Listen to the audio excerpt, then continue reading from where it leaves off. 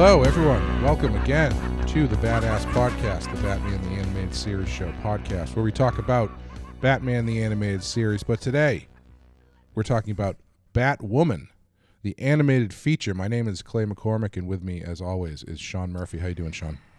So I know normally this is where I come in and derail the conversation with some weird story, but I've got nothing. I don't know. I've gone through all of my stories. I'm out. And maybe it's just because I didn't really love this movie. It hasn't inspired me to think of something crazy to say. You've been cooped up at home too long. You got to start living your life again, making new stories. Yeah. I mean, it gets any worse. My non sequitur would just be the sound of a gunshot. Because you're hunting in the backyard, right? Yeah, yes, sure. Yes. Yeah, we are. We have covered all the episodes of the show. We've done 2 episodes of Superman, in which Batman appears. And now we are on to the last of the I guess it's technically, I would call it the last of the traditional Batman the Animated Series movies, which is Batman Mystery of the Batwoman, which is from 2003, which is a lot later than I thought it was. I guess all these, the timeline for this show and everything related to it is a lot more squished in my brain. Like I associate this style of animation, Batman animation, pretty much exclusively to the 90s. So to see it popping up like in this style that late is surprising to me. Yeah. But it's directed by Kurt Gader, written by Michael Reeves, story by Alan Burnett, and so it's 3 of the guys from the original crew. They've been there since the beginning. And we also, in addition to that, have the short, which is called The Chase, which it's called Chase Me. Chase Me. Excuse me. Yes, I did not do. There we go. Chase Me. I had not heard of this until today. I was watching it to review the whole movie to review for this podcast, and I couldn't keep track of the plot. So I was on Wikipedia, like, what the hell's going on? And it talked about this like silent. They call it a silent film, but it's basically like a 5-minute short of Batman and Catwoman. And I was delighted to see that there was this gem from my childhood that I never actually saw. So that was pretty cool. Like, long story short, I think this whole thing might be worth it just because Chase Me was pretty cool. Yeah, and that was written by Paul Dini and Alan Burnett and directed by Kurt Gader. And yeah, I really liked that. I guess we could start. Let's start with that, just because it's a little bit shorter. We can get through it pretty quickly. Yeah, I liked that a lot. I was kind of wondering why it was there. Like, I don't know. Why. Like, it's cool. It's good, but it's not featuring really any different characters or any different animation style or anything. It's just another 5 minutes of Batman and Catwoman, which I'm not going to complain about because I like both of those things. But yeah, I'm looking it up online because I don't know anything about the context of this, and even the Wikipedia is pretty empty. But yeah, who made this? Oh, I know who made it, but why did they make it? What was the marketing behind it? They clearly put their best effort in. Like, this was definitely one done for people who really wanted to do it, you know? Yeah. Like, I don't see much of like a 12 to 15-year-old appeal here. This is pretty much for adults, but it's like pretty classic. Especially based on the music they use, which is like elevator jazz. Yeah, I think that was part of the charm. I didn't mind the bossa nova piano theme. Well, which is weird because. Sorry. I was just going to say, well, you're a fan of Cowboy Bebop, and isn't that basically the soundtrack to Cowboy Bebop? Kind of, yeah. It's funny, you know, one of my critiques of the Batwoman movie is I didn't think the music fit. It just didn't feel like Batman the Animated Series. That should feel like a 1920s to 40s type of theme. And when they put in like music that doesn't fit that era or that genre, it just pulls me out of it. So using the cha-cha and all that stuff is like, what the fuck is this, you know? But in the context of Chase Me, I thought it was really clever because you could tell from the get-go they were doing something different, so you just kind of go with it, you know? Right, yeah. It seems to just be like a fun exercise of doing a silent film that's just told entirely visually, which I appreciate because dialogue in movies is overrated. Yeah, go ahead. That's funny. Normally, when Batman kisses Catwoman, I cringe. as I've established many times in this podcast. I think there's a few times when Batman has kissed someone where it felt okay, like when he kisses Talia in the desert in the Ra's al Ghul episode. I thought that was fine. That was earned. But in this one actually does too, because he kisses her, but then she realizes that he actually cuffed her to the gate so she would get caught by the police. So there was like two reasons why he kissed her, and I thought that was really clever. Yeah, when he kisses her, I was actually kind of surprised by it because I don't think that they've ever done that in the show. Have they? Not that I can remember. They've never had him and Catwoman actually kiss like that. It's all been very flirty, mostly on her side. Is that true? Has he never kissed her? No, it surprised me enough that if it has happened previously, I do not remember it, which is not really saying much because my memory retention for this stuff is pretty bad. But I think they did. You keep talking. I'm going to find it right now. Yeah, I was kind of surprised by it that they would, because I kind of associate the Batman and Catwoman actually making out stuff with more modern comics. Like that seems to be something that's been very prevalent in the last like 10 years or so. Yeah. And so to see it in this cartoon, it kind of threw me for a loop. And then you get the reveal that, oh, he was just using his bustling male pheromone masculinity and passion in order to trick her into trapping her. So they have kissed in the animated series. Oh, really? There's a couple of screenshots of her in the gray costume. It's got to be season 1, 2, or 3. It looks like she's kissing him, and he's allowing it. Yes, that would be a division I would stand by because I think there's a difference there. Yeah. Right. It's hard to tell. There's a lot of fan art of them kissing in that style, which is starting to creep me out. Might want to scrub that history when you're done with this. Man, some of these are so well drawn too. You almost fooled me. All right, I'm gonna stop before I get into the tentacle porn. Ah, yes. Where the real animation is. Yes, the Batman tentacle porn. But yeah, I enjoyed it. I thought it was a nice little short. Especially since this is really the last appearance of this version of Batman for a while. I guess the next thing that shows up, the next place this version of Batman in this animation style shows up is in Return of the Joker, I think. Yes. The Batman Beyond movie.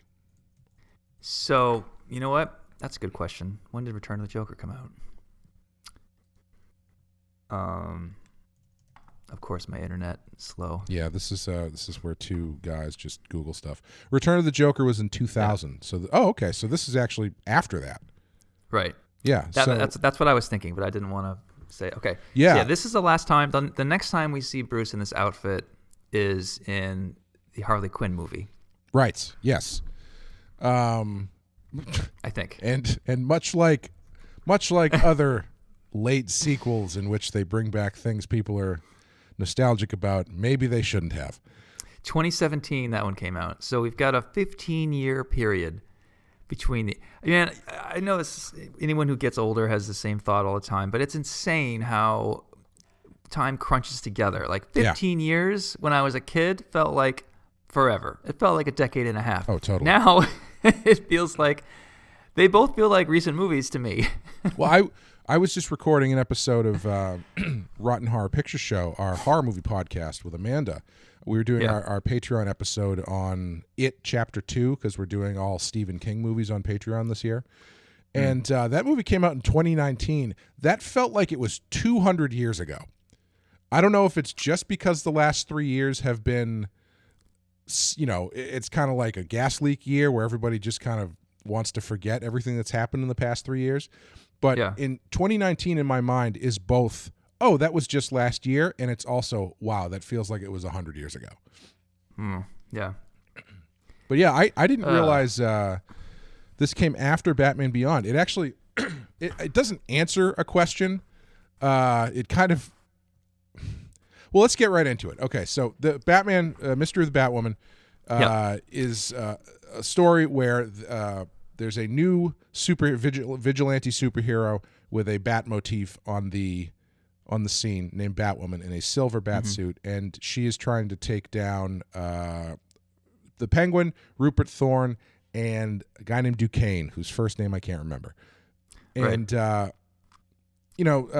they introduce 3 new female characters, all of whom they kind of position as possible true identities of Batwoman. So Batman is now trying to figure out who Batwoman is and also to stop these bad guys. And Batwoman's a little bit more violent than Batman is. She doesn't mind pushing the line a little bit. Bane shows up for a while towards the end. There's a big fight, and they reveal that it's actually all 3 of these women are all Batwoman at the same time, or I guess different times, but also at the same time. Yeah. Yada, yada, yada. They save the day. End of story. Don't forget, Batgirl sort of flirts with Bruce. Yeah, I would like to get into that a bit as well. But yeah, so the Batwoman in this movie is essentially like a silver version of the Batman Beyond suit with a cape.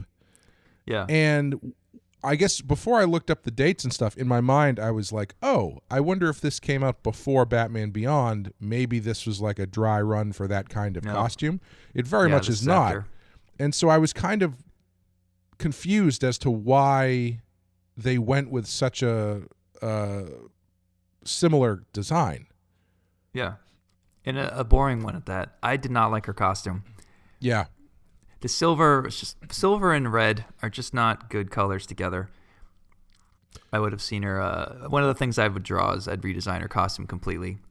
Right. Well, I thought maybe what they were going with is, when the one character, Roxy Ballantyne, introduces this adaptable metal stuff. I thought, oh, maybe her costume is made out of that. So that's why it's silver. But no, it just seems to be regular fabric. That never really comes up. Yeah. Sorry, go ahead. I was going to say, so my once over on all this, just to break it all down, I didn't like the music. I thought the music lacked energy, and it didn't feel like Batman Beyond. They go with, like, dreary saxophone stuff a lot, and I know that could be Private Eye Detective saxophone, but to me it came across more like Lethal Weapon 80s saxophone. Mm-hmm. I felt bored for the first half hour. There was a voice change on Penguin, Robin, and Bane. Mm-hmm. Penguin, they actually got this actor I really like, but it doesn't sound like the original guy. No. Who had a really great distinct voice. Robin was actually voiced by the same actor who did the kid from Iron Giant. Oh, no was kidding. Cool. Oh, I didn't know that. Yeah. He sounded close enough where it didn't bother me, but I did look it up. I just thought maybe it was different, and it was. And then they got another famous actor, Hector something or other. Elizondo. Who was in, thank you, to do Bane. And I thought he was good, but he, again, it took some getting used to. And I don't know why maybe they weren't able to get the original cast. I don't know. I know Henry Silva, who voiced Bane before that, had retired by that point. So, okay. And I guess they recast Penguin because they wanted someone with a bit of a stronger, kind of darker edge to his voice. And the guy that they got, David Ogden Steyers, who's probably most famous for MASH. He was in MASH. Yeah. And he also played Martian Manhunter in the pilot of the live-action Justice League of America TV show from the mid-'90s, which I don't know if you've ever seen that, but it's really bad. Yeah. So the cast is actually impressive. You got Kevin Conroy, Kelly Ripa is in this as Dr. Roxanne, Hector Elizondo, you mentioned. You got Alfred, of course, Tara Strong, of course, Kimberly Brooks, who's has since gone on to do a lot of famous acting, voice acting. Kira Sedgwick is Kate Kane. Mm-hmm. Yeah, I mean they threw a lot of money at actors here, but I don't think the animation was quite as tight as some of the other movies. Yeah. Well, the thing, I went into this kind of dreading watching it because based on really nothing other than my own remembrance of not being interested when it came out, I didn't think it was going to be any good. I think because it seemed like such an afterthought at the time, and the Batwoman thing was not really super interesting. Like, I didn't like the costume. I didn't like that she had a Green Goblin glider. That's right. I was so afraid that Batman was going to be inspired to grab his jetpack, but thankfully that did not happen. And also, I remember at the time, I was very kind of like passively watching this for about the first 40 minutes because I remember at the time when this was coming out, all the press was Kelly Ripa is in this Batman movie called Mystery of the Batwoman. And I was like, well, I guess we know the mystery of the Batwoman. It's Kelly Ripa.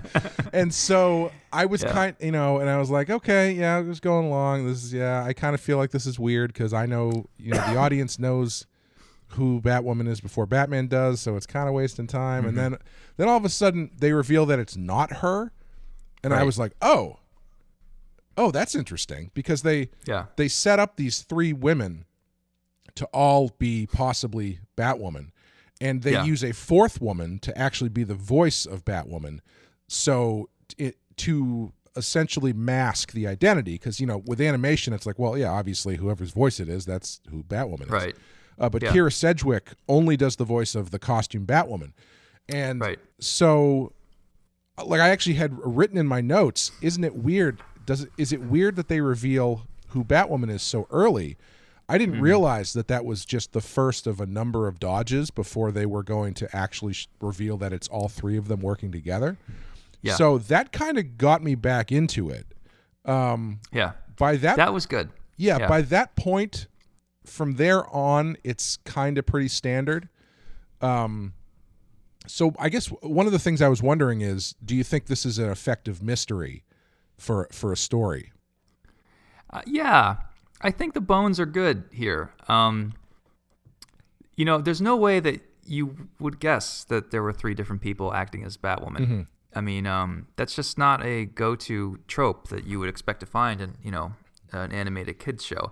Because, let's face it, when you sit down to watch this, you see Batwoman, so you're looking for a brand new character that's a female, that's somewhat fit, and that's like animated really well. And normally when you see that character, you're like, bam, she's Batwoman. Right. But you get 1, 2, and then 3, and you're like, well, wait a minute. It gets more complicated because you think you've got it figured out, and then you don't. So I actually did like that part, and I like how they're all mixed, different races, of course, and they're all coming at it from different points of view. The fact that they all met in art school, and they all happen to have a grudge against these three villains. 1 is the Penguin, 2 is Rupert Thorne, and 3 is Kane, who's a brand new mob boss. I don't know. And the fact that these three went to school together and they all were friends, and then years later, all the people that they happen to hate team up together to try to ship guns to wherever that country is. And they all decide to become like, it just seemed all a little bit too convenient. Honestly. Did they all meet in art school, or was it just 2 of them? I thought it was just maybe you're right. Yeah. Kathy Duquesne and Sonia had met in art school or art class or something, and I can't remember how Rocky meets the rest of them. But yeah, it is one of those things where it is fairly convenient. It's made more convenient by there being 3 different villains who are just happen to be working together. Like if they all had like a grudge against the Penguin, that would make more sense. And if they all had a grudge against Duquesne or whatever, or Thorne or whatever, that would be a little bit more plausible than just, hey, we all have problems with these 3 separate guys who all just happen to be working together at the same time now. Yeah. And Bane's there. Yeah, and Bane's there. Well after we have decided to join together to become this vigilante. Right. Honestly, sorry, I didn't mean to interrupt you. No, go ahead. I was going to say, the whole movie feels like a studio obligated sequel, or a studio obligated sequel that has to include Batwoman. I feel like it feels stale because it's past its time. I feel like they ended this animated series universe on such a high note. This was a movie that no one was asking for, and I feel that energy coming from it. Like, it's like, well, I guess we're obligated to do this, so we might as well do our best. But we're going to do a short after called Chase Me that's going to be really good. Yeah, it's so strange, though, because in 2003, I think you're probably right. I mean, this is Justice League going at this point, the Justice League cartoon? Yeah, I think the Unlimited one might have been in full swing, or just ending. Justice League Unlimited is from 2004. Okay, so, well, I think the other Justice League had started in 2001. So Justice League was going. So and it has yet to turn into Justice League Unlimited, but there is a Justice League show out there. And okay, so this was kind of a bridge then, because it's like, well, we don't want the universe to go away, so let's do another Batman movie in between Justice League romps. Yeah, it still feels weird though, because like at this point, Batman's been over for like 5 years. Like I think the New Adventures of Batman ends in like 99 or something like that, and you've got Batman Beyond in 2000. You've got Return of the Joker in 2001. You've got Justice League going. So this universe, like you said, is kind of in the back in the rearview mirror at this point. Mm-hmm. Right. And it's not. There's not enough distance, I think, at this point for people to get really excited about coming back to it the way there is now. Yeah. Where it has now fallen into this nostalgia realm where everyone would love to see more of that stuff because there hasn't been some in so long. But yeah, I think this is a weird one that's sort of kind of floating a little bit out of time. Yeah, that's a good way to say it. So let's talk about Batgirl and Bruce. Yeah. Well, okay. I think so. I would love to give these guys. Why don't you explain what happened? Barbara Gordon is in this for about 30 seconds. And she calls up Bruce from college and says, "Oh, I hear you got a new Bat Lady there." And she basically is like, I hope you're not getting rid of me because I thought we had something." And Bruce pulls the classic crinkle some paper in front of the phone and make it sound like the phone's breaking up. And I would love to give these guys, everyone who works on the show, the benefit of the doubt. However, they're within this movie and the way that they've handled things after this movie just feels kind of creepy regarding Bruce's love life in general. Yeah. Because they play it fairly coy here. I can't tell if they are implying that Bruce and Barbara actually had a relationship or if Barbara is just like has a big crush on him. In Batman Beyond, do they establish that they once actually did date? Yeah, there was they implied that for sure. Okay, I don't like that. And no. Also, Bruce's, quote unquote love interest for this movie is Kathy Duquesne, who I don't know how old she is supposed to be, but she reads as though she's like 19. Yeah. And Bruce, she's a Halle Berry character. Yeah. And Bruce seems like he's probably like in his 30s. And so either way, she seems very young. And then after this, I mean, apparently, according to Batman Beyond, they might have had a relationship, Bruce and Barbara. And then you've got the good old Killing Joke years later where they actually do hook up. And there is nothing creepier to me than Batman and Batgirl having any sort of romantic relationship. It skeeves me out to no end. Was it the movie The Killing Joke where the writers had Batman and Batgirl have sex on the rooftop or something in the first scene? Yes. Okay. And then Batman just ghosts her. Yeah. I feel like editorial for a long time has been pushing the idea of Batman and Batgirl. And I feel like, well, you can't have that and have Batman and Catwoman. So make up your minds. Like, Catwoman makes a lot more sense. She's about his age. You don't have this like weird pedophilia style daddy issue, whatever that is with him and Batgirl. Like, why are you doing that? Plus, it's obvious that she and Nightwing are the ones that are supposed to be together. Like, right. I don't understand why they pushed Batman and Batgirl so much. Especially when her name is Batgirl. It makes it that much creepier. Yeah. Yeah. And it feels putting those two together feels very much like a teacher and student getting together. And, I know that happens in the real world, and it never sits right with me. I don't care how it is. It always skeeves me out a bit. I didn't know part of the perks of being a college professor was not only do you get to wear leathery elbow pads on your jacket, but you get to bang your students, and it's kind of understood. I have a friend who was a TA for a while, and one of the things that they told him when he started was, do your best not to sleep with the students in your class. Do your best, but it's not a hard no. Yeah. Yeah, like in I have trouble seeing Batman, like you were saying, him kissing anybody feels weird.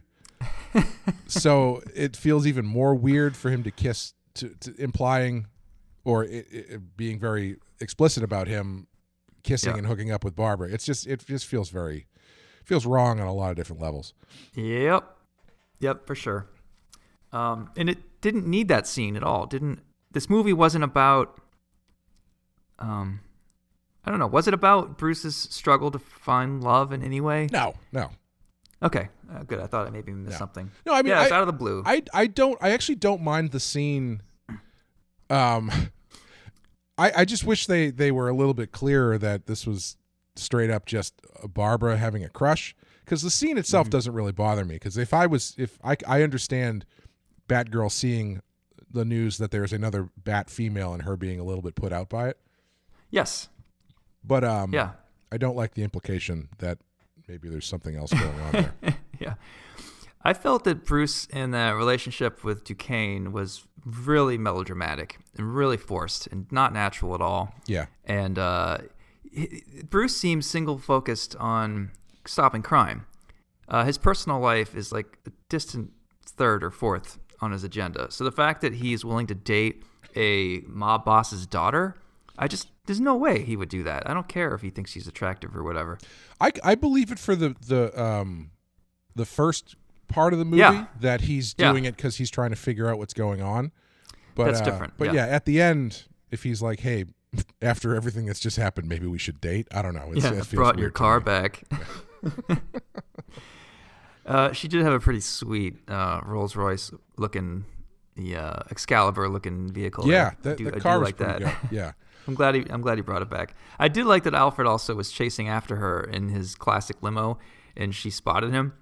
And I thought, I wonder if Alfred has like stunt driving experience, or if he ever has to be an action hero in order to save Bruce. Oh, maybe. Yeah. I'm sure. I was expecting him to do something like when they were driving off away from Duquesne's guys who were chasing them, and Alfred was kind of tailing them. I thought he was going to do the thing where he was going to position his car in between them or something so they could, create distance or whatever. But instead they just cut to him going like, "Well, I guess you're on your own. I'm going home."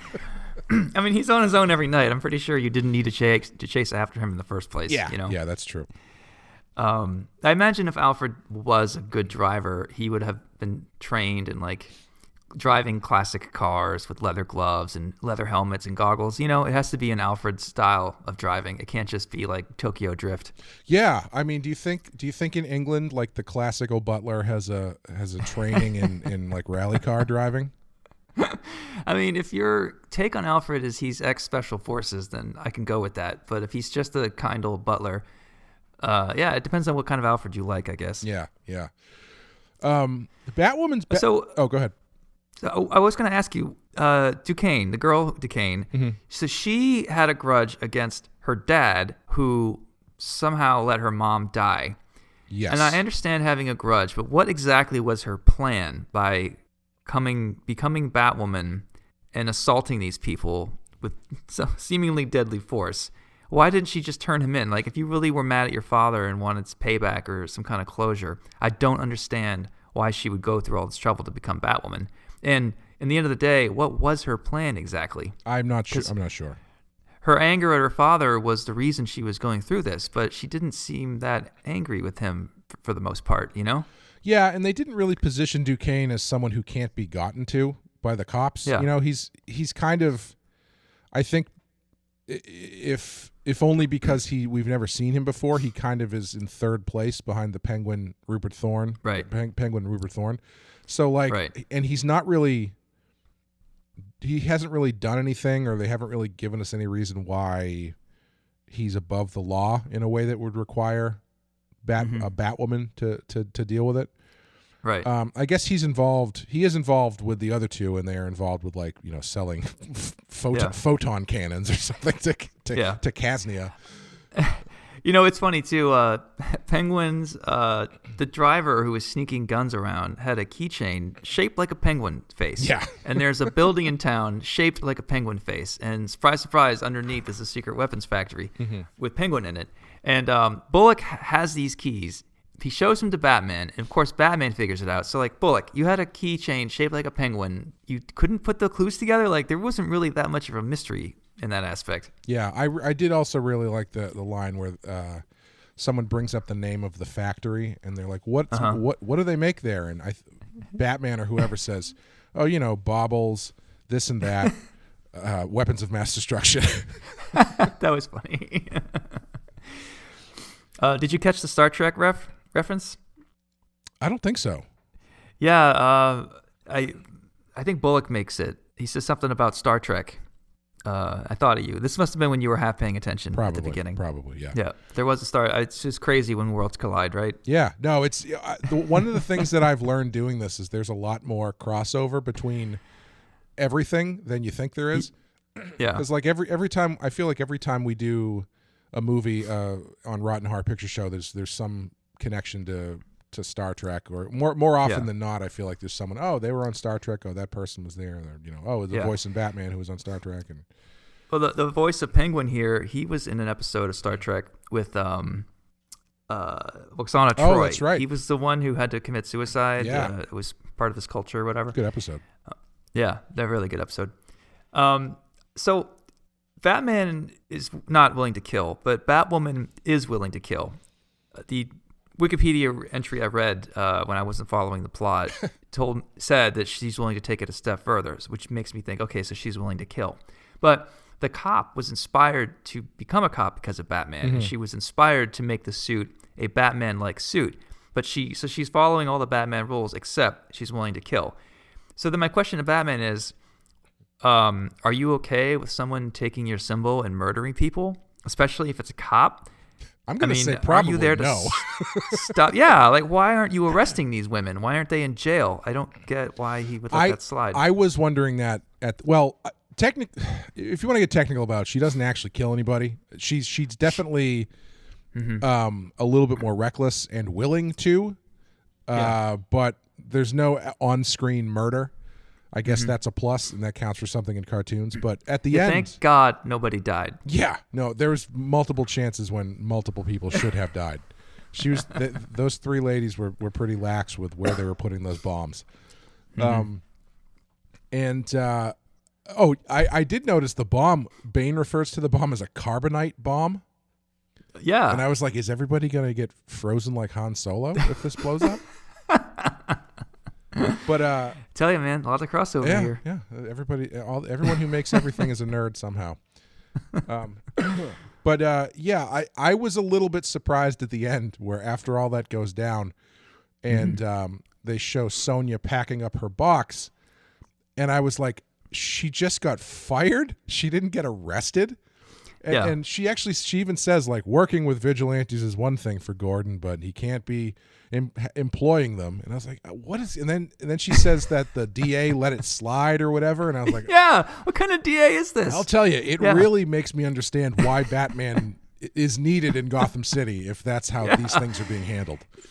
Seriously, he must just be like, I wouldn't fucking have to do this if you all would just do your jobs a little better. He just looks around Gotham and he just sees laziness. Yeah. Am I the only one showing up ready to work? Yeah, that's why he's out there. Why do you think we've gone over this? I feel like we've gone over this before, where it's like, or at least I remember. It occurred to me when I was watching the Batman '66 show recently that every single episode is Gordon and the entire Gotham police force just going like, well, I don't know. I guess there's not really anything we should be able to do about this. If only there was someone who could handle this. I guess let's call Batman and then go to lunch. Yeah. I feel like the reason that Bruce is Batman has a bunch of different arcs. And I feel like everyone listening to this has their own reason why they think Bruce does what he does. I think when Bruce starts out being Batman, I think, yes, he is troubled about his parents. He wants to end crime. I think he's driven by that. But after a while, I think he's over that. I think he's just maybe having fun, or it's just a habit, or maybe he's so fucking frustrated that the police department won't do their job, and he's tired of all this stuff lowering real estate value. Or maybe he does it for, Robin and Batgirl. Like, there's a bunch of different reasons you could write a story for why Batman actually does this. I don't think if Batman's going to be Batman for 30 years, however old Bruce is when he starts to when he quits, he has to be motivated in different periods in different ways, Oh, totally, yeah. I think it's interesting to see, like, well, what is your Batman motivated by in this story? Because I think you could have a lot of fun with that, Oh, absolutely. I think there's definitely a motivation at some point based on... like, I remember in my comics career, I have spent most of it doing all of the elements by myself, whether it's, laying out books and working with publishers and printers and stuff like that. And then the first time that I worked with somebody else to do something and I was like, okay, I'll let them handle this stuff, they completely fucked it up. And I was like, all right, so I guess I'm going to need to just do this myself. And I feel like that's kind of... Batman's point of view at some points where he's like, you know what? I want to let the cops do this, but clearly they can't get the job done, so I have to keep doing this because nobody else can do it. Right, yeah. No, I empathize with Batman a lot when it comes to me dealing with DC Comics. I'm just so frustrated by how many people in editorial don't know how plot structure is supposed to work. How many don't have a degree in English, a degree in business. A lot of them are on Twitter saying, I don't feel like working today, and they're saying bad things that you should not say if you're an employee, like basic stuff that the company lets slide. Marketing people, when it's time to market my next book, they can't get me any big outlets. Like, I would like to do USA Today or something big, but they're like, well, what about CBR or any of these other tiny, pathetic comic book sites that are out there? Sorry, this is turning into a rant. And I'm like, I could get those outlets myself. Like, I could call CBR and get my own press. Like, that's right. Not a get at all. Like, what the hell? Like, and this is one of the best-selling books you're going to have for this year. People clearly don't have a plan. You're telling me the best get we can get is like a TMZ-style press release? Like, get the fuck out of here. Right. Why don't you start thinking out of the box for a while? And what drives me nuts is these people are so underpaid that anybody who's really good at marketing is probably smart enough to be working for a real publisher that has more money to spend. Right.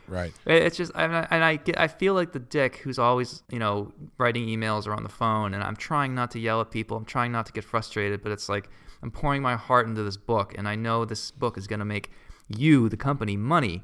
And I feel like I'm just struggling to walk uphill here just to get the basics done, and it goes to what you said, like, I just gotta fucking do it myself, Right. Even when it came to writing, I got enough scripts where I'm like, I'm not loving these scripts. I think I'm just gonna fucking do it myself. I don't want to be a writer, but I can at least do this, so this is now my new job. Yeah. Yeah. And if I get paid eventually for it, then awesome. But yeah, it's just, sorry. No, it's been a rough month. I was just gonna echo that, but I mean, that's sort of been the trajectory of my own career, is kind of trying to do things the way the quote unquote way they're supposed to be done, and then realizing that it's not gonna get done that way, so I have to do it for myself. Whether it was when I was starting out, it was trying to get jobs, not getting jobs, and then to a certain point being like, all right, well, I gotta do it myself. Then I gotta make my own book if no one's gonna hire me to do it.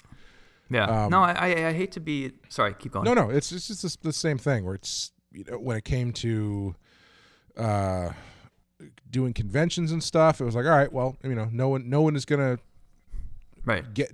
ask me to do this, so I got to start doing this myself. Obviously, not that I was waiting for people to ask me to do conventions or anything, but it's the same kind of thing where it's like, all right, I just have to start putting my own foot forward here instead of there's a certain way that you think these things are supposed to go based on what you've been told about the industry and stuff, and it's like, well, if it doesn't work out that way, there's you really have two options, which is you either stop or you figure out your own way to make it work.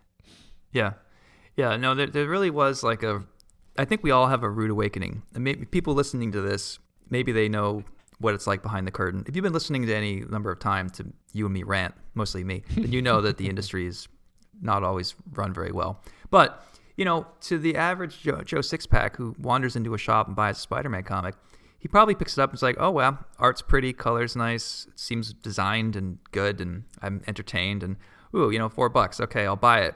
And, you see the movies, you see the games, you see the Spider-Man underwear, so you're like, this must be well run. There must be I mean, clearly this is a $1 billion franchise. Like, why wouldn't comics be as run as the movies? Like, clearly this is all connected. Like, you would assume that because it all looks pretty professional put together. But when you see behind the curtain, it's like, at least, the Spider-Man movies, yes, I would imagine it is more professional. But when it comes to the comics department, it is just a shit show. It's like a flea market. It's like, if you walk through this door and try to get into the comics business, just assume whenever you walk into the room, 80% of the people there are probably not good at their jobs.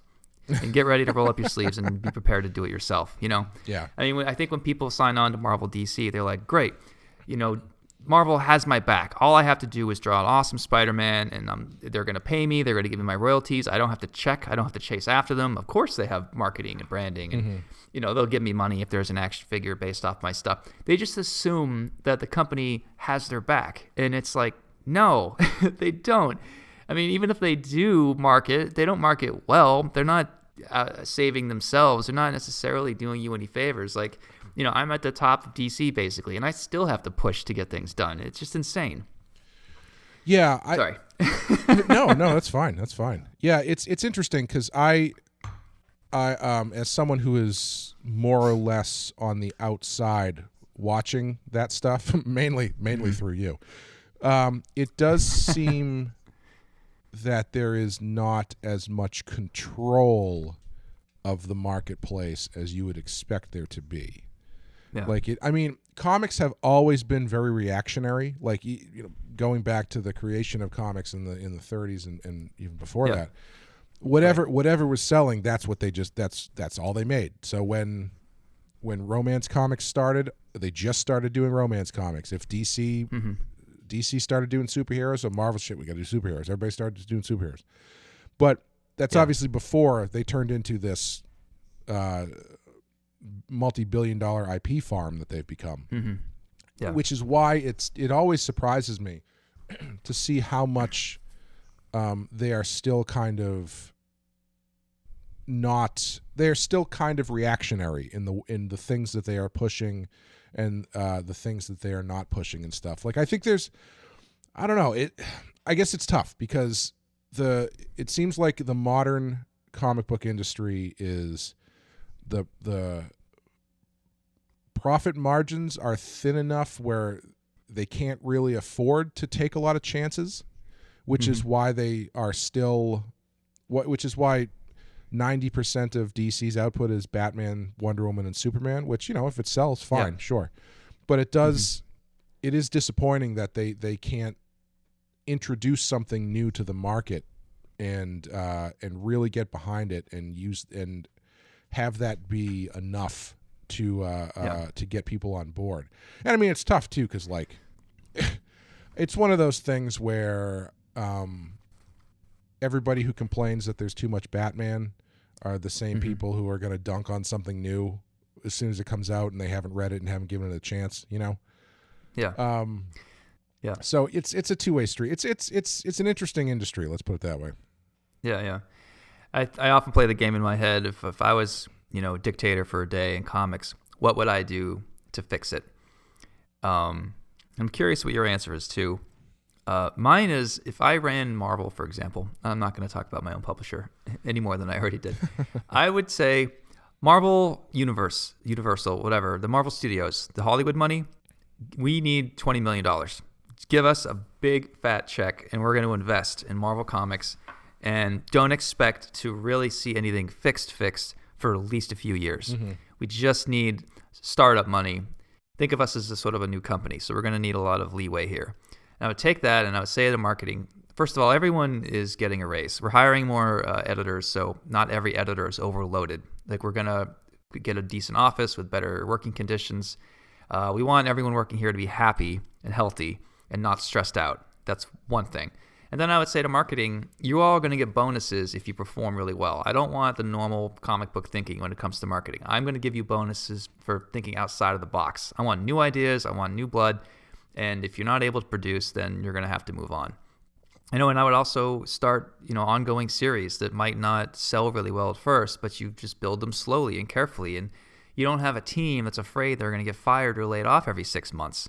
The turnover is so high and so frequent at these companies that there really is no motivation to build a story slowly and see it yield fruit months or years later. Right. I mean, even Preacher was a slow burn, and that book sold well, but it really didn't get going until issue 40. we don't have patience for that anymore. Yeah. It's like, if it's not good by issue 4, we're done. There's no such thing as like, I believe in this project. The team is new, but they're finding their feet. In 6 months, the book's going to be good. We're slowly building. That kind of thinking just doesn't exist anymore because people answer to their quarterly numbers, and if they're not producing, then they feel like they're going to get let go or whatever. It's just everything, all the dials set the way Marvel's set up right now, I think is not working out. And I think that it's like they're just trying to maintain right now. They're not in a growth model. They're in a maintain or don't sink model, basically. They're just grabbing on at the sides of the canoe, hoping that they're going to ride this out in some way. But no one wants to make any big decisions.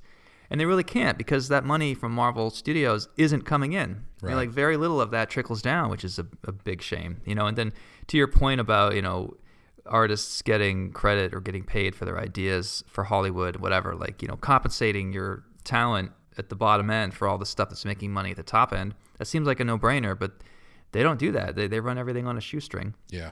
Yeah, I think that the one thing standing in the way of everything you just described is going, we need $20 million, and then Disney going, yeah, sure, here's your check. Which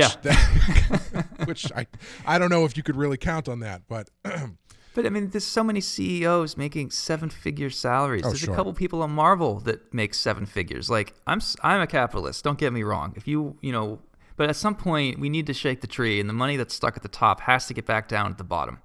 Right. And I don't know how to square that in my head sometimes, but I know that if I was making 7 figures and my company was struggling, I would feel a little guilty. Right. Yeah. Whether or not I earn that salary, I'd still feel guilty. Yeah. I think you've just become a socialist. No. Welcome to the club. I mean, it's. I think the other thing too is that all of that sounds great, but you need the reader. You need the readers to go along with that, and I don't know if. How do I say this? You need the readers to be into what you're doing, right? And regardless of how good it might be, that's not a guarantee.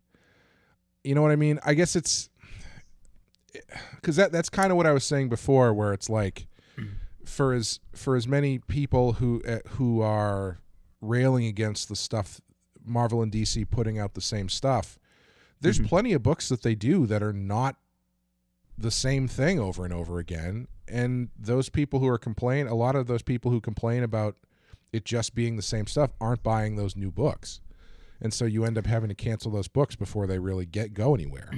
So we know that readers definitely want cheaper prices. Sure. We know that $5 is too high. We know they want art teams, creative teams to not change. So if you promote a book with Olivier Coipel written by Frank Miller or whatever, that's where your 20 that's where your 20 million's going. That's most of your money. Exactly. Keep it this consistent art team for at least 12 issues. Sure. The way it's switching up, I mean, people are on for 2 issues and then they get rid of the artist and they hire someone cheaper to take over, and that's obviously not working. I don't need to poll readers to have at least a few ideas and what they want. But yeah, to your point, I agree. I think marketing books that are not more of the same and investing in those books is something to do. And you need to grow readers, and you need to grow readers slowly. Unfortunately, you're not going to see I wouldn't plan on a boom right at the beginning when you start implementing my fascist plan.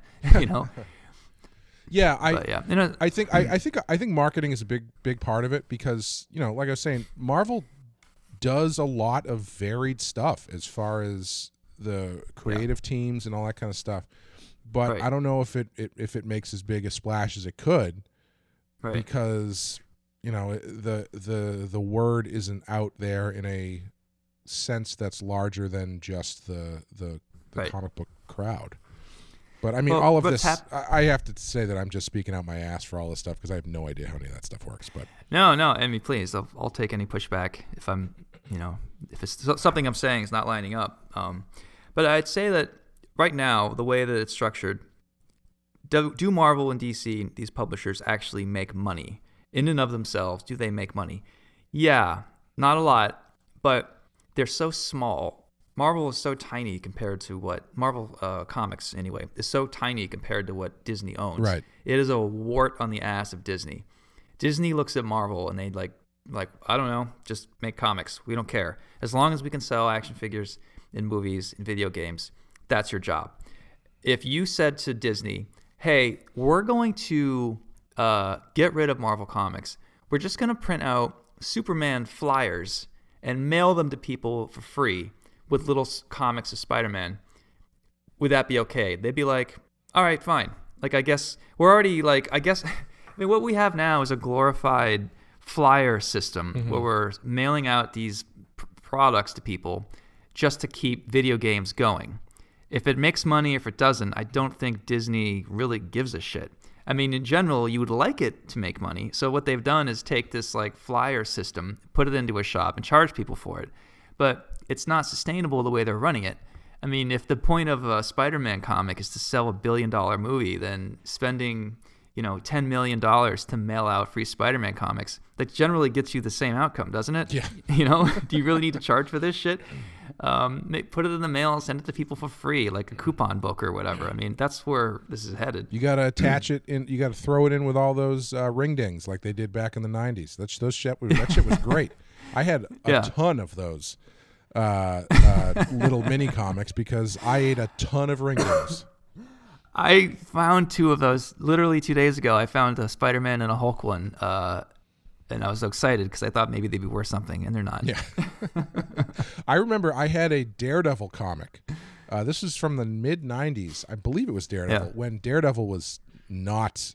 It's actually really funny in retrospect because it's almost like, an actor who has fallen off the A-list and is now doing PSAs and commercials or something because it's the only work they can get. But it was a Daredevil comic that was a fire prevention PSA comic. So he was fighting. Oh yeah. He was fighting. I think it was like vapor gas or something like that. I assume they must have picked Daredevil because of the heightened sense of smell or something, and he was like, well, I can smell that there's a gas leak or something like that. But it was like this anthropomorphic cloud of flammable gas that he had to fight off and be like, if he gets lit up on fire, these are the ways you put fire out and all that kind of stuff. Mm-hmm. So it was nice to see him getting work in the 90s. Yeah, PSA comics are pretty cool. I remember a Spider-Man gun one about school shootings or whatever. Mm-hmm. Clearly that did its job. Oh yeah. Yeah. I don't know. I hate to be so sour on comics. Like I do love it, but I'm just frustrated. I love it so much, and I want it to want more for itself. Oh sure, sure. And I mean, in a way, what did you and I expect? Because comics as a medium is sort of like vinyl records, where it's old timey and charming, but it's not. If we were going to redo everything now, we would just make it all digital. No one would be buying magazines and collecting them. We would have a culture that was training people to make money by downloading them. But it's kind of passé. It's kind of a dead medium in some ways. And I'm not saying it is dead because I love it and I want it to bloom and grow forth. But if you said through that door is the comics industry, they're all printed out on pieces of paper that really don't need to be printed out anymore. They're distributed through this system called Diamond that's really a monopoly, and it's terrible. Most of them get damaged on shipping. They're also really expensive. And everyone working on them is really underpaid, really unhappy, and there's a huge washout rate for artists. Like, most people are just like depressed and angry, and we gave them Twitter, which we thought that would help, and that's only made it worse because social media is a disease given to us by aliens who want to take over the planet. And, the business people there, and for their own interests, a lot of them aren't even that good at business, and there's not a lot of money to go around. And they said, but if you go through that door, have a good time. I mean, if you and I walk through there, like, what did we expect? That everyone would be firing on all cylinders? No. But if you walk through that door, You can spend multiple hours in a convention hall and then get a couple drinks with your friends afterwards, and who are all doing the same thing. Yeah. I mean, it's funny.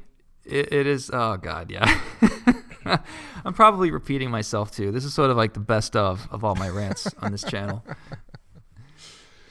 Yeah. Anyway, well, it's funny. That reminds me. This is. We don't need to go off on this tangent, but what you were saying about starting from digital reminded me of, I think, is it Brad Pitt that had a bunch of money into vehicle concepts, where he basically said, all right, let's pretend that combustion engines don't exist, and we're building a car based on modern technology, having never built a combustion engine before. So what do we do instead?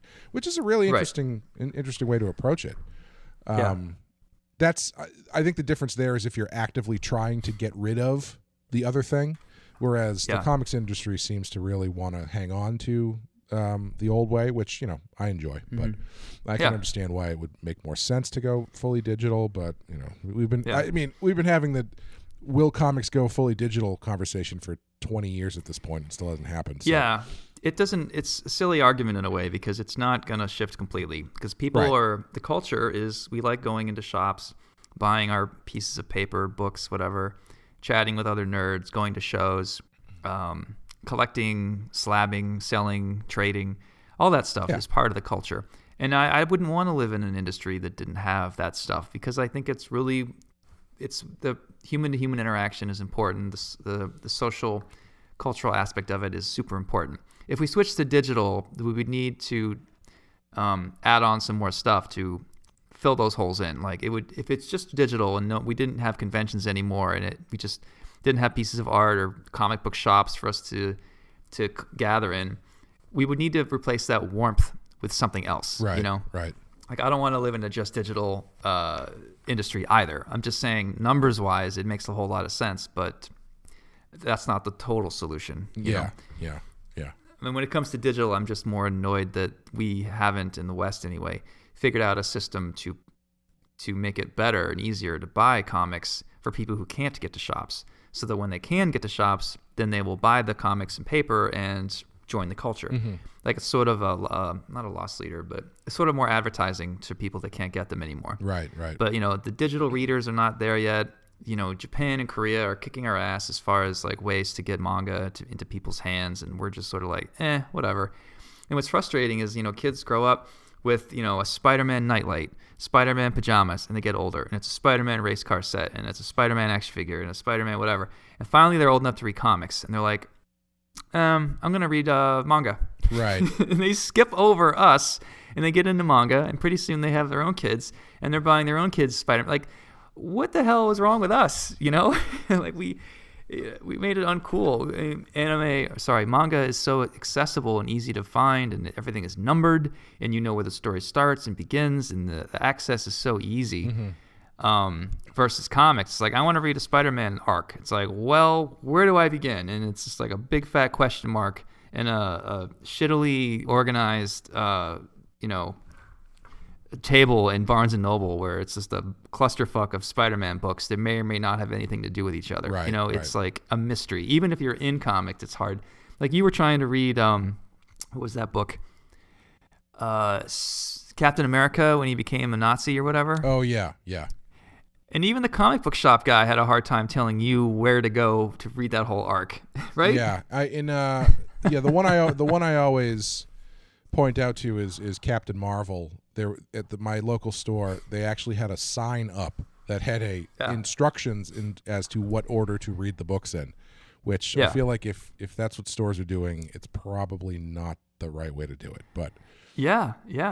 But no one wants to change it, man, because that's the way things have been done. Yeah. Speaking of the manga thing, I ran into that firsthand over the holidays. I was hanging out at a New Year's Eve party with a friend of mine, and his cousin was there.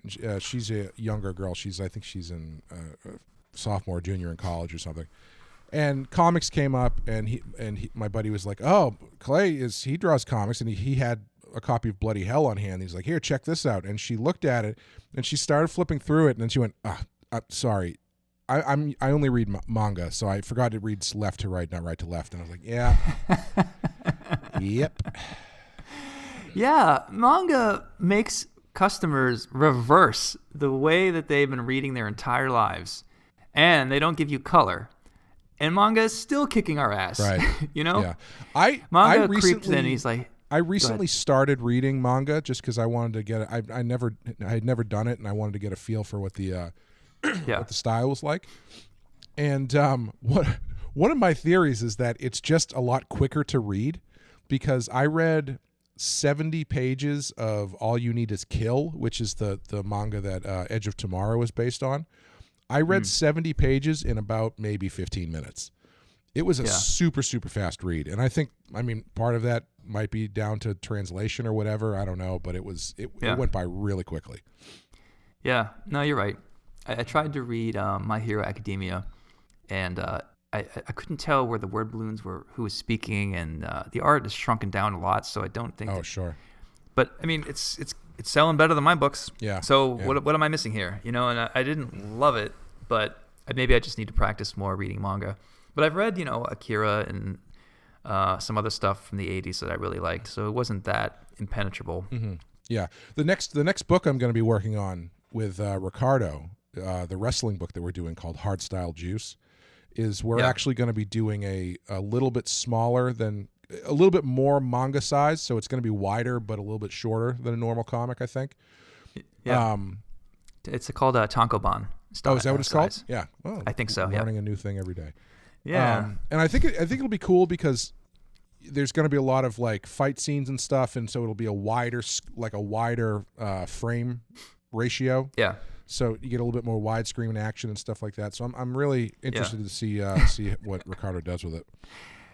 I just thought of what my opener should have been, because I just watched the wrestling documentary about Andre the Giant. Oh, sure. And I got to the part where Hulk Hogan is being interviewed. Mm-hmm. And I remember thinking, he's funny. He seems smart. He doesn't seem racist. That should have been my opening. Yeah. Yep. Yep. Now, I don't remember exactly what he said, of course. But I was surprised by how funny and sharp he seemed. I don't know. I mean, I don't know what I expected. The guy's been a superstar for 35 years for a reason, Yeah. To be that big of a star, especially a wrestling star, you have to have. I mean, arguably, if you talk to wrestling people, all he really had was charisma. He wasn't really much of a wrestler, but. Oh, that's a deep. Yeah, I didn't get that deep into the whole. He's also full of shit. Like, I'm pretty sure 90% of the stories he tells in that documentary are fake. Like that story he tells about how, like Andre Hogan wrote out the entire match, and then Andre called the body slam on the fly. I'm pretty sure all that is fake. But so that was my question. Is so for people who don't know anything about wrestling, including myself, it's supposed to be the final fight, the first fight, but it wasn't the first fight, between Andre the Giant and Hulk Hogan. And Hulk was wondering what the hell they were going to do. And the deadline is coming up. They're going to have to fight soon. They're running out of time. So at the 9th or the 11th hour, he writes on yellow legal pad 3 pages of how the fight should go, and he gives it to somebody, maybe Vince McMahon. And he isn't even sure, as he steps out onto the ring in front of the cameras, if Andre has read it. He doesn't know what the hell they're about to do. And keep in mind, Andre is not in the best of health. His limited movement is a problem. He has to keep one hand on the rope the whole time. And eventually it all went exactly the way Hulk wrote, except for the end where Andre, as he fell, was like shouting directions at the Hulkster to do a drop kick or whatever it was. Is that how wrestling works, Clay? Like, can you shout out last minute things or whisper to your opponent? All the time. Okay. That's like that's one of the things that's so interesting about it to me, is that even though it is scripted, there is a lot of improv built into it. Right. Something like that, I'm pretty sure that story is not entirely true. The credit that I will give Hogan there is he does a really great job of putting Andre over. Like, Andre comes out of that story looking like $1 million, which is nice of him to do. Yeah. But yeah, I mean, like it depends wrestler to wrestler. Like Randy Savage, I know was famous for wanting every step and every move planned out beforehand. Like he was very meticulous about that stuff. But there are other people, and I mean, a lot of just day-to-day wrestling is like, all right, you go out there, you got 5 minutes, go do it. And then you just go out and you just do the whole thing on the fly. What if one wrestler says, I don't want to be the heel, I don't want to lose, I'm just going to win? He refuses to go down. What happens? Funny you should mention that. There is a very famous match between Bret Hart and Shawn Michaels, which is referred to as the Montreal Screwjob. I will summarize this as quickly as possible. Bret Hart was the WWE champion, and he was going to leave for WCW, and he did not want to lose the belt on the way out the door because he was going to be fighting in Canada. He's from Canada. He didn't want to lose in Canada. And this is a huge no-no. You are absolutely under no circumstances are you supposed to leave to go work for a different company without dropping the belt, because it makes the company look like a bunch of chumps, and you look like you're not a team player. Right. So up until the day of the match, Bret Hart still did not want to lose. His idea was, okay, we have Monday Night Raw the next night. I won't lose tonight. I will vacate the title on Monday Night Raw the next night. And so up until basically the match started, they weren't totally sure how it was going to go. And Bret Hart was under the impression that that's what they were going to do, is it was going to be a draw or something, and then he was just going to vacate the belt the next night. What he didn't know is that Vince McMahon, the referee, and Shawn Michaels had all conspired with each other that they were going to screw Bret Hart. And so what ended up happening in the match was at a certain point, Shawn Michaels puts Bret Hart's own finishing move on him, which is a submission move, which, you got to tap. If you tap out, it's the end of the match. And Shawn Michaels puts that move on Bret Hart. The ref basically looks at them for a second and then calls for the bell and says that Bret Hart tapped out. So they gave the belt to Shawn Michaels. Bret Hart stands up, realizing what just happened, went over to the ropes, spits in Vince McMahon's face.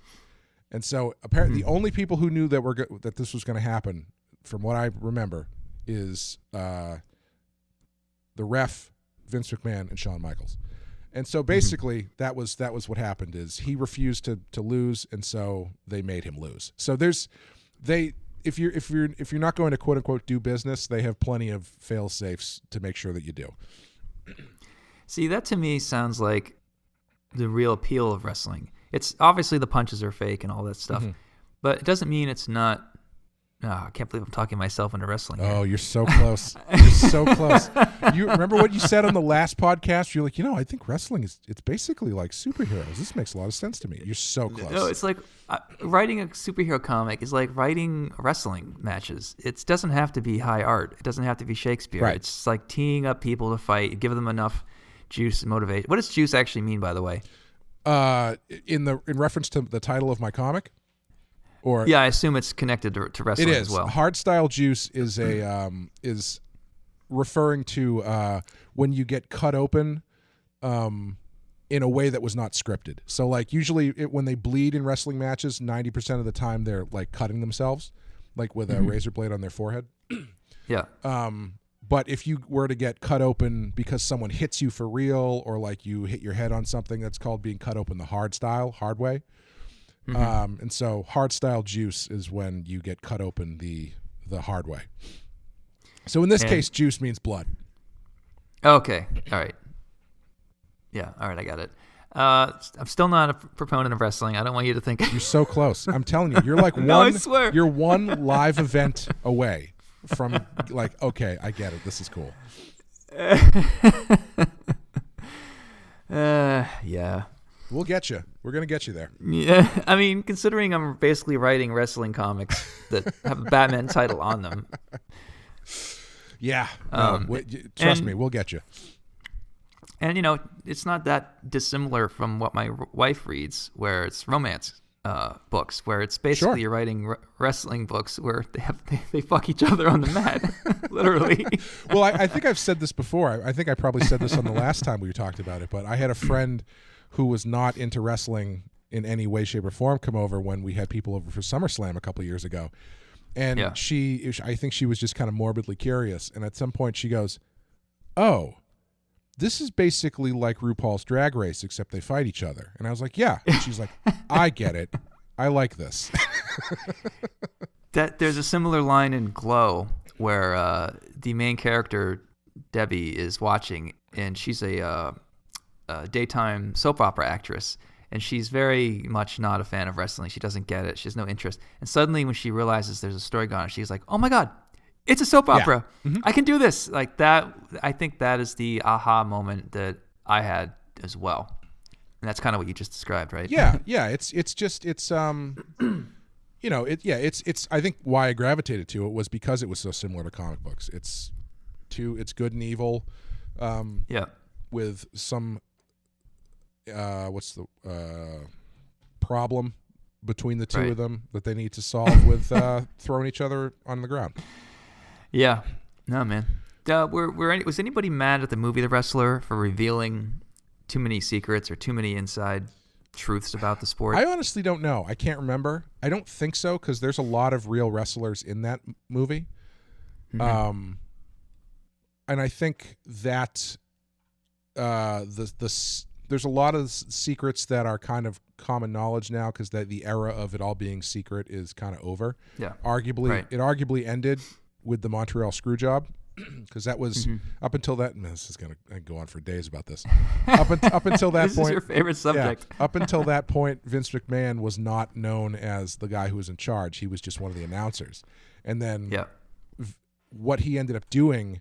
This is he's a horrible person, but he's brilliant as far as like a businessman and a storyteller, actually, because he used the Montreal Screwjob that exposed him as the villain of the story. He took that and he turned it to his own benefit by amping that up and making himself the villain of the company. So he became an on-screen character who was the evil overlord, essentially, riding the line between reality and fiction. He became that I remember. Yeah, he became quote unquote Mr. McMahon, and it was basically the explosion of wrestling in the '90s, in the mid to late '90s, is basically because of that one incident. Right. Yeah. But to get back to Batman. Yeah. Sorry. Excuse me. I did want to talk about Batwoman as a character a bit, because she has kind of an interesting history. Obviously, she is on TV right now on a CW show, a live action show, but she originated as a character from 1956. She was introduced as a love interest for Batman in order to combat the allegations of Batman's homosexuality arising from the book Seduction of the Innocent by Frederick Wortham. I love that tidbit. She's proof that he's not gay. Yes, yeah, and like it's I didn't realize how of the era she was as a character. She doesn't have a utility belt; she has a utility purse. Yeah. Yeah. And her costume is yellow and purple too. It doesn't look Batman colored at all. Right. And I guess she was around till about 1964 when the new editor got rid of her. They kind of replaced her with Batgirl. But I find her history interesting because she was created as this way to prove that, hey, look, Batman's not gay. He's got a girlfriend. And now the current version of Batwoman is a lesbian, which is a great comeuppance for that point of view from the 50s. When did she become gay? Well, this version of Batwoman is, the original version is Kathy Kane, who was, it's actually a little bit kind of fucked up because we want to talk about weird romances that Batman has had. Kathy Kane was Bruce Wayne's aunt by marriage. And when her husband died, she then ended up becoming Batwoman and then later on dating Bruce Wayne. So she ended up dating her own nephew, who she was not blood related to, but still, it's kind of weird. I think you want to Google that There's plenty of videos I think will come up with that content if you want. Well, now it does sound like wrestling. You got incest. I don't think it's ever. I don't. Not that I can. I mean, I'm sure there has been, but No, I'm talking about with the fans. Oh, I see. Yes. Okay. It was a trailer park joke. Yeah. All okay. right. Now here you go. You're being a heel right now. You got it. But yeah, she was. She came back. The Kathy Kane version at the time that this movie came out, they had not revamped her yet because that doesn't come until I think 2011 or something. Right. And Kathy Duquesne is actually a reference to Kathy Kane. They wanted to use the name Kathy Kane, but they couldn't because I guess DC objected because the Batwoman of this movie acts kind of like a villain at some point. This is IMDb trivia, so who knows if it's true. Okay, yeah. So they kind of tweaked the name a bit. But she kind of pops up from time to time after the 60s. Like she shows up in the 70s a couple times. And then, of course, Grant Morrison used her in Batman Incorporated in 2011. Oh, I'm sorry. The Aunt by Marriage story is actually a modern story. So that's the Grant Morrison story, is that she's Bruce Wayne's aunt by marriage. After she was widowed, she and Bruce fought side by side and were lovers for a time. So, yep. There you go. That tracks. Well, she came on my radar when J.H. Williams was drawing her, and I forget who the writer was. Gail Simone. Yes. And that's when she had the fake red hair, and she was, out loud and proud. I don't know if that was the first time. Was that a spinoff of Batman Incorporated? No, it's actually a different character. Oh, sorry. Her character is Kate Kane, so it's a similar name, but it's a different universe basically version, I think. Where this is Kate Kane, and her first appearance was after the New 52, I think, which was in 2006. Okay. So she gets her first series. Somewhere in there, around 2006, 2007. And she is still the current Batwoman incarnation is Kate Kane. Right. So we're talking about turning a character from straight to being gay, and it made me think about my script that I just wrote yesterday, where I'm making Duke into Robin, and he's the first Black Robin, and I was sort of making I'm not sure what I'm trying to say here. I'm trying to weave that thread in a similar way. And I'm worried about the pushback I'm going to get as a straight white guy trying to do this. So Duke, the quick story about Duke is he became the Signal, but 10 years ago I was drawing a story with Scott Snyder, and they had all these different versions of Batman in the future, and one of them was like a Blade Runner Batman. And the Robin could be whatever. And I just finished reading a Batman graphic novel, and all the Robins were in a cave arguing, and they're all white. And I try to be woke, and I'm like, why is there no Black Robin? This is just getting ridiculous, right? So when I drew this story, I'm like, I'm just gonna make Robin black. And I took a picture of it, and I was like, should I ask DC permission, or should I just post it and deal with the consequences? And they really can't be many consequences, because DC is a lot of people there are liberals, and I don't think most people give a shit if Robin's black or not, honestly. I think maybe on social media we get the bad impression of each other, but I think generally most of us, 99% of the country, doesn't care or would be excited. So I'm like, screw it. I'm just going to post it, and we'll see what happens. So DC had their agenda that day of like, we're going to push X, Y, and Z. And they started getting these phone calls from New York Times, wanting to know about the first African-American Robin. And they're like, what is going on? So I got these phone calls from DC, and they're like, hey, Sean, how you doing? Did you post something earlier? And I was like, yeah, I'm really excited about this book. I really think there should be an African-American, a Black Robin. And it's important why I use black instead of African-American for a second. And they're like, okay, first of all, stop calling him Black Robin. Call him African-American Robin, and we need to have a meeting and figure this out. What if he's from the Dominican Republic? I know. I know. No, I understand why they said that, yes. So, and I know that they, as a woke company, are fine with this, and a lot of people would herald this. Sometimes decisions like this get weighed down and no one wants to pull the trigger, which is exactly why I just pulled the trigger for them. Mm-hmm. So I talked to Scott Snyder, and he was like, oh, okay, this is kind of a unraveling quickly here. Why don't I give him a name? I'll name him Duke Thomas, and I'll put him in my story, and then he'll eventually be the first Robin. Mm-hmm. So I'm like, great. So, yay, I did something for black people, was my thought. There you go, world. So, now who's racist? Not me.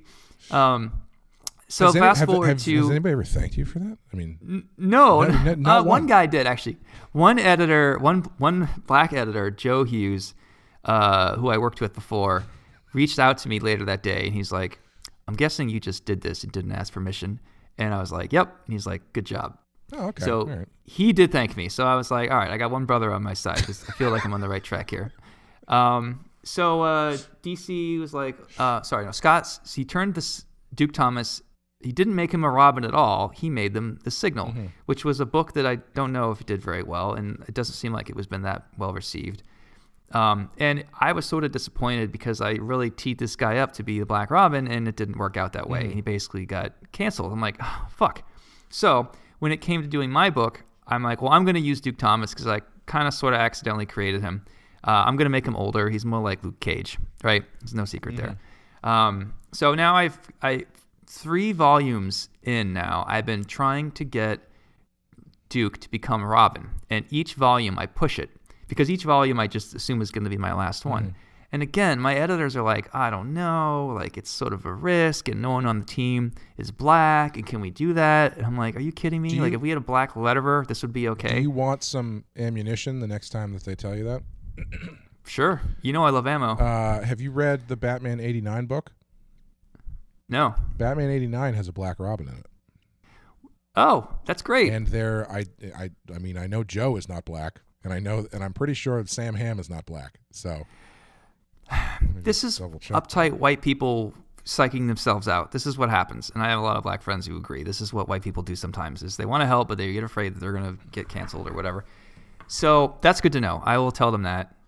They might have only approved that because I accidentally created Duke Thomas 10 years ago, honestly. I'm not sure. Not to take anything away from what you're saying, but I know that way back when they were originally planning to do a third Batman with mm-hmm. Michael Keaton, I think the plan was to do Robin, and it was going to be like Marlon Wayans or something, or one of the Wayans I remember brothers. that too. So I don't know if maybe they're doing that because that has been Sam Hamm's plan for 30 years. I don't know, but regardless, that would be great too. Regardless, they're doing it, and I don't know if they're getting any pushback about it. Yeah, no, honestly, I'm not arguing for credit. I just want the right thing to be done. Sure. If whatever gets them to make a Black Robin and to stop being so fucking weird about it.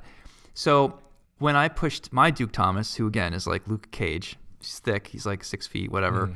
They're like, he's just going to wear a Robin costume with like bell shoes and a cape. Like, it's going to look weird. He's going to be wearing shorts. Like, they thought he would be looking like a 1960s Robin. Mm-hmm. Like, Luke Cage dressed as 1960s Robin. Like, yeah, okay, that's weird. But I was telling them, no. He's going to look like, Robin, but as a Mortal Kombat character. He's going to look like Night Thrasher from Marvel or whatever. Like, obviously, I will make it fit. He will not be wearing green bell slippers. Like, Jesus Christ. And even then, they were like, we really want to do it, but maybe now it's not the time. So finally, I'm going to do it this series. I have Duke getting an old Robin costume. It's given to him by Batgirl. He's going to be a vigilante, and he looks, I think, awesome. And I drew the page, so I'm like, finally, 10 years of pushing for Black Robin. I finally got here. And what I want to do for a joke is Duke says, about time there's a Black Robin. And that's kind of a wink to my own drama here. Mm-hmm. And he goes, I think I'm going to call myself Black Robin. And Bruce goes, no, we can't call you that. He doesn't say, we can't call you that, it's racist. He goes, we're not calling you Black Robin. And then Barbara goes, it's too late because the fight you guys were just in, everyone saw it on TV, and all the kids in Backport, which is like a black part of Gotham, all these black kids love it, and they're all calling him Black Robin. And Duke goes, yeah, they're proud. And I don't know if all that's going to get edited out because you can see where the laser beams are, right? And you have to be careful there. Yeah. Like, we're not going to have a book called Black Robin, obviously. But I think it would be kind of funny, tongue-in-cheek, if people in Gotham called him that and he just sort of didn't acknowledge it. Because it's not important that he's black. It's just important that he's a cool character at the end of the day. You know what I mean? Yes. All right. So you sound hesitant. Tell me what you're thinking. I think we can workshop that and have it work. But yeah, let's not waste any more time here doing it. No, I'm not trying to antagonize people. No, I just think totally, it would be. Totally. Yeah. Don't worry. You'll get the script. You can help me comb through it and make it more politically correct. But the point of it is, it doesn't have to be politically correct because I feel like in real life, this would actually happen. Mm-hmm. And I think he would embrace it in a way because I don't know. Again, our letterer is black, so I am going to ask him if this tracks with him. If he's against it, then I won't do it. But I do have a shield on my team, so to speak, and I hate that I even have to do that. But oh boy, yes. But everyone listening to this knows that my heart's in the right place, right? Like yes. They know that I'm not Hulk Hogan of comics here. Yeah, the heart is in the right place, regardless of where the hey, words brother. Go. Yeah. Well, I guess we may as well round it out at this point. Also, Kate Kane was created by Jeff Johns. It actually says Kate Kane created by Jeff Johns, Grant Morrison, Greg Rucka, Mark Waid, and Keith Giffen. So I'm assuming those are all the writers who have worked on her book. But the first one was Jeff Johns. That's a complicated royalty check. That must just be like the writers who have written the Batwoman book. I can't imagine those are all. Also, like shareholders. Also, it kind of sucks that the artist doesn't get any credit there, but what are you gonna do? Yep. Anyway, so what would you like to draw from this movie? I would redraw the Catwoman costume, I really liked her car. Sorry, Batwoman costume. Mm-hmm. How about you? Yeah, I don't know. There's actually a moment in this movie that I really liked. That was just like a quiet moment. That was probably my favorite bit, where Batman is in a dark room, and one of the henchmen with the black eye opens the door, takes one step in, looks at Batman, and like pauses, and then just takes a step back out and closes the door. And the other guy goes, "Is everything okay?" And he goes, "Is something wrong?" And he goes, "Nope." And they just keep walking the other way. Yeah, I would want to draw that. That would be a fun page. That was pretty funny, because Batman knocked him out the day before or whatever. Yeah. That would be a fun visual storytelling That's true. gag, I think. Yeah. And also, I also hate that Bane costume. I'm on the record saying that I would like to do a different Bane costume, but what are you going to do? Yeah. You don't like punk spiky Bane. We get it. You don't like fun. He's a little too BDSM for me, I think. That's fair. For a rating, I'm going to go 2 out of 5. Okay. And I think the animation's fine. I think the bones are there. But I would have redone this completely and I like that 3 girls are Batwoman. Mm-hmm. I think keep that. But make them all, like they all used to be waitresses at the Iceberg Lounge. And make this movie about Penguin, who has been trying to go legit, and it doesn't work out. Mm-hmm. So it's about his business crumbling. And you've got these 3 old ex-employees who maybe were henchmen for him too or something. Because he has those like ninja waitresses at the Iceberg Lounge. So make those girls, like they met there and they're all united against him. You don't need Rupert Thorne. You don't need Bane. And I would just go from there, honestly. I think that would be a much better story and a lot easier to understand, honestly. Yeah. And they all, you can still work in the Batwoman element and yada, yada, yada. Yeah, I think if they focused it on one villain as the main guy that these women were going after, I agree. I think that would be good. I actually don't mind Bane, because I think he's a decent way to kind of up the ante for the last quarter of the movie or whatever, is bringing in some bigger muscle than just, because these 3 guys are not really, these are not physically imposing figures that they're dealing with. Right. So bring in Bane, who has, I put an asterisk on there because when I say bring in Bane, in my mind it's bringing in the comic book Bane, who has a history of actually fucking Batman up pretty good, not the animated Bane who gets punked out quite frequently. I actually thought he held his own pretty well in this movie. I thought probably better than he has in other episodes of the show. But But yeah, I think I would streamline it a bit, make the motivations a little bit more in line. I do really like the 3 women as Batwoman thing. I think that's cool. I think I'd probably give it a 3. Like I said, I was not expecting a lot, and the mystery actually got me. I was legitimately surprised by it because I thought I knew what was going on, and I clearly didn't. So yeah, I would probably give it another tick up from there, from 2, just because of that. But yeah, it's pretty down the middle. It would be a middle of the road episode of the show, I think. Yeah. Okay, that's fair. But yeah, I think that's going to do it for Mystery of the Batwoman. I think what we have next is Batman Beyond, right? Yeah. If you want to not do Batman and Harley Quinn, I think we should do it chronologically. Okay, we'll good. get to that someday. I have no interest to dive into that. Yeah, I don't really either. Oh, well, we already talked about it. I was going to mention the episode where Superman takes over Batman, but we sort of talked about it. Yeah, I was. Someone mentioned that there was a 4th episode that Batman is on of Superman, and I was like, oh, we'll get to it if we do Superman down the line. But I think we've covered enough of that.